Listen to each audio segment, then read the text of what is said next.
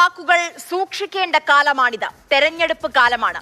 തെരഞ്ഞെടുപ്പിൽ മാത്രമല്ല എന്നും വാക്കുകൾ വിവേകത്തോടെ ഉപയോഗിക്കണം. എന്തോ കുത്തി പറയുന്ന പോലെ എനിക്ക് ഫീൽ ചെയ്യുന്നുണ്ട് കേട്ടോ. കുത്തിയില്ലല്ലോ, കുത്താൻ പോണല്ലേ ഉള്ളൂ. ഒരു ചോദ്യം ചോദിച്ചയാളോട് വീട്ടിൽ പോയി ചോദിക്കാൻ കേരളത്തിന്റെ മുഖ്യമന്ത്രി പിണറായി വിജയൻ പറഞ്ഞത്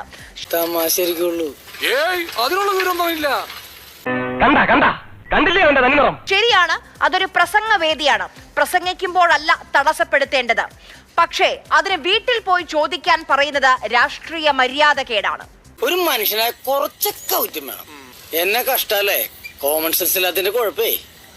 അല്ലെങ്കിൽ ബുദ്ധി പറഞ്ഞു കൊടുക്കാൻ അവൻ ആരെങ്കിലും വേണ്ടേ? എല്ലാവരും ശ്രദ്ധിച്ച കാര്യമാണ്.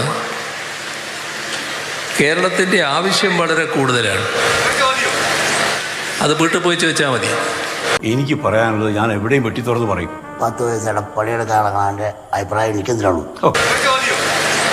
അത് വീട്ടിൽ പോയി ചോദിച്ചാൽ മതി. അങ്ങനെ പറയരുത് സാർ. പിന്നെ എങ്ങനെ പറയണം? ഓ പൊതുവാൾജി എനിക്കിനെ ചോര കളക്കണ്ടട്ടാ. കൂൾ ഡൗൺ കാർബി, കൂൾ ഡൗൺ. അത് വീട്ടിൽ പോയി ചോദിച്ചാൽ മതി. ചൂടാവല്ലേട്ടാ ഇങ്ങനെ. എടാ ചൂടാവണല്ല, എന്റെ ടോൺ ഇങ്ങനെ ഇടാ. പണ്ട് ഇതുപോലെ ഒരു പൊതുസമ്മേളനമാണ്. ആൾക്കൂട്ടങ്ങളുടെ നടുവിൽ ഒരു നേതാവ്.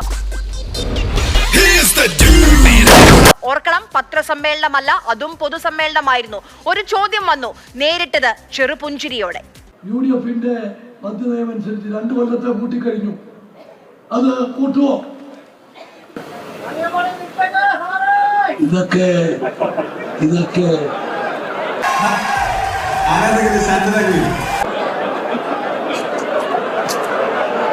ഒന്നിനും പ്രതികരിക്കാത്തതിന് 100-ൽ 100 മാർക്കാ നിനക്ക്. നീ ഗാന്ധിജിയാടാ, താടിയും മുടിയും വളർത്തിയ മഹാത്മാഗാന്ധിജി.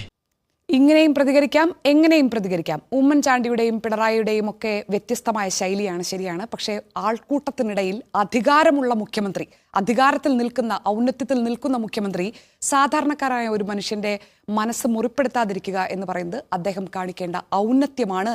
നിങ്ങൾ പറയണ എന്ത് വേണമെങ്കിലും ചെയ്യാം. നാട്ടുകാരെ വിളിച്ചുകൂട്ടി നാട്ടിക്കരുത്.